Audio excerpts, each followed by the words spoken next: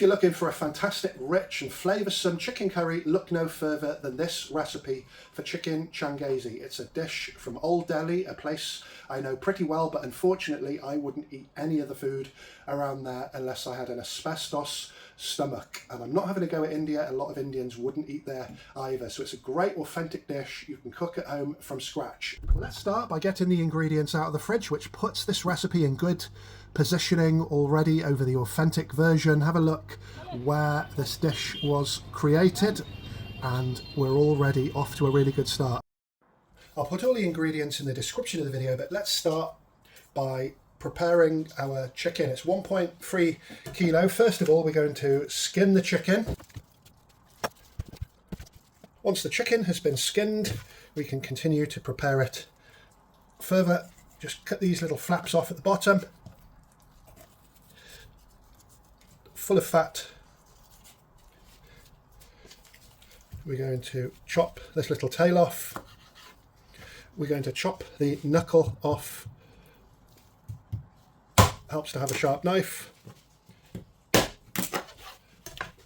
And then these little wings here, chop right on the seam if you can get it.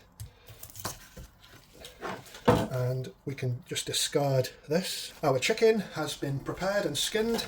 Next, we're just going to chop the legs off. You can find this little knuckle here. It'll go straight through, 1, 2. We're going to chop this chicken back off, the carcass. I don't know if you want to use that in some countries. It's a prized after part of the chicken, but I'm going to discard it. Then we're left with these nice big legs and the torso. So I'm just going to chop the torso in half. And then about halfway down, there's a little joint here. You can cut that in half right by here. Once we've got our 6 pieces, we can then cut those in half again. Work around the bone. We're going to turn our 6 pieces into 12 pieces.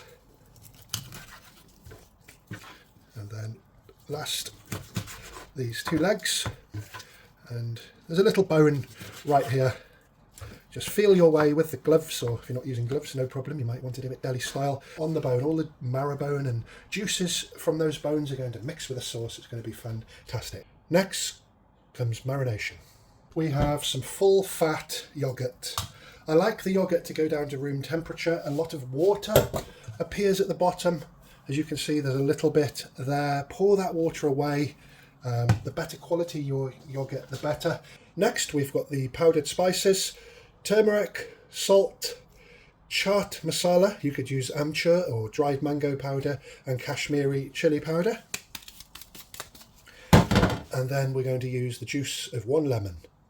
So the lemon has the acidity that breaks down the protein in the chicken and softens it and really works into the chicken flesh. That's why we usually put some acidity like lime juice, lemon juice, vinegar in different types of marinade for a better overall result.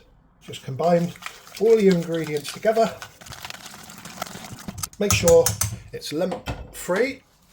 Next, we're going to add just a generous amount of oil to the top. And the final part is to add our chicken. And I'm wearing gloves because it keeps my hands clean really when I'm massaging all the marinade into the chicken. It's the chicken prepared, evenly coated. I'm going to put that with a cover on overnight. We'll come back tomorrow. Chicken's been marinating overnight. Now some people fry this.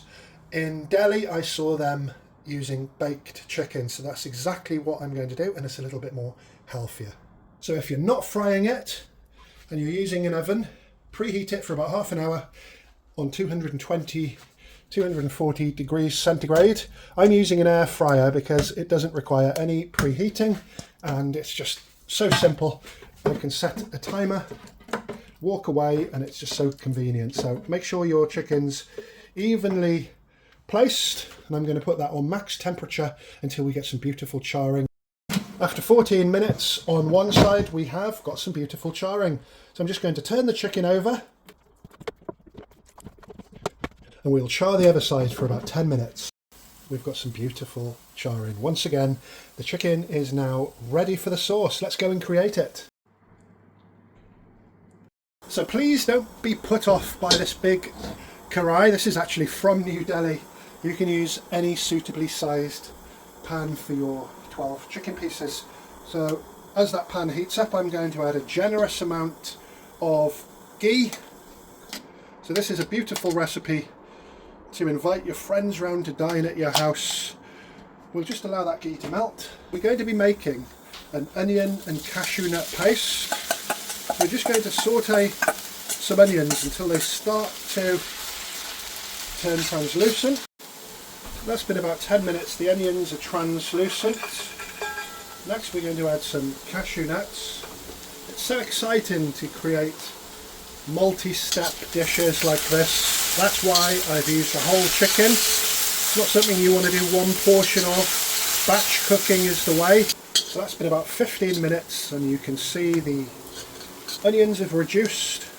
A lot of the water has been cooked away and things are starting to roast. So nice and slow and low with the onions is really important. It's the onions that give the dish the depth of flavour, along with the spices of course. After just 2 minutes longer, I'm really happy with these results. So I'm just going to put all the onions and the cashews into a vessel to be ground into a really smooth paste.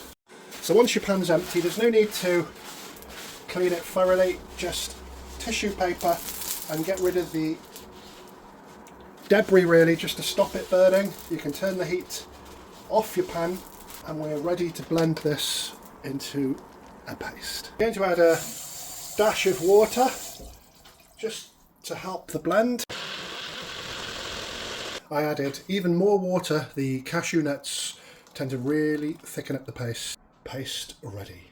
So next it's time to heat your pan up. Once again we've got our components all ready finally. We've got our beautiful baked chicken, almost a tandoori style, with the paste that we've just made. I'm going to add some ghee to the pan and allow it to melt. Once the ghee's melted, we're going to add some ginger and garlic paste and the remaining spices. So we've got salt, garam masala, coriander powder, Kashmiri chili powder and cumin powder. That's going in. Make sure you give it a good fry off and you use enough oil or ghee. Fry off your paste for about a minute.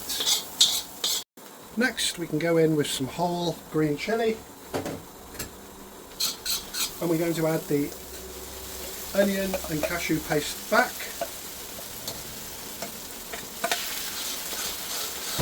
and give it a really good mix. Next we're going to add some tomatoes. I'm using passata, so this type, you might not have that, you can blend some tomatoes, but passata is really convenient if you've got it.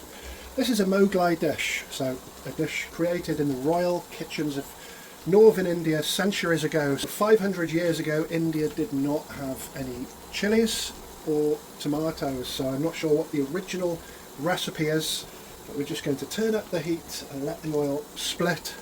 Next we're going to add quite a generous amount of blended tomatoes or passata, and that's the typical ingredient for the modern version. When I say modern, after 500 years ago, since New World ingredients were introduced into the Indian subcontinent in the 15th century. Give that all a good stir. We need it to come to a ferocious temperature. As that comes to a boil, I've just checked for salt. It's a really good time to do so.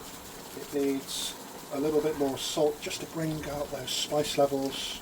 So we need to really boil the chicken in that rich, silky smooth gravy. So it looks a little bit like butter chicken, but far more intense flavour. So that's been about 8 minutes. The sauce has really thickened up, it's splashing everywhere. I don't have a lid to fit my pan, but this is the stage you can use a lid. So the final stages are a good knob of butter and some kasuri methi that I've really scrunched up into a fine powder. And that is the last stages of the dish. You can turn the heat down a little now as well.